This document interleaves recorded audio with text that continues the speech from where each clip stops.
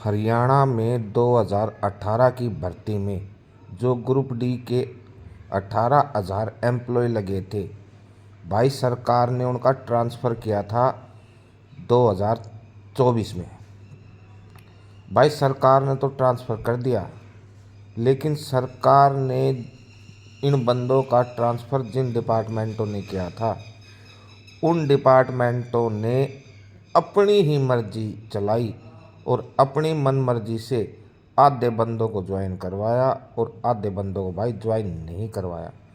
चलो कोई बात नहीं भाई, ये बात मान लेते हैं कि डिपार्टमेंटों ने अपनी मर्जी चलाई, उन्होंने अपने मनपसंद बंदों को ज्वाइन करवाया, लेकिन क्या वो डिपार्टमेंट सीएम साहब और चीफ सेक्रेटरी साहब के आदेशों से भी ऊपर हो गए?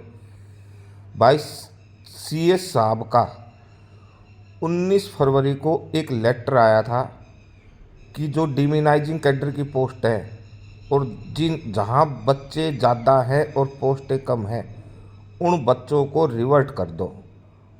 19 फरवरी 2024 को जब सीएस साहब का ये लेटर आया था सभी डिपार्टमेंटों के पास, उसके बाद भी कई डिपार्टमेंटों ने अपनी ही मनमर्जी चलाई और सीएस साहब के ऑर्डर के बावजूद भी उन्होंने बंदों को ज्वाइन करवाया भाई, जो सरासर गलत है। उन्होंने अपने मनपसंद बंदों को ज्वाइन करवाया 19 तारीख के ऑर्डर के बाद 20, 21, 22 और 23 तारीख को।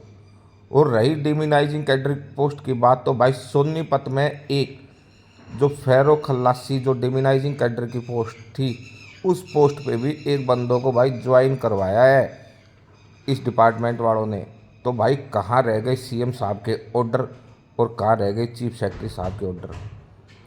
जिन बंदों ने ट्रांसफ़र ड्राइव में भाग लिया था भाई, वो घर के रहे ना घाट के रहे।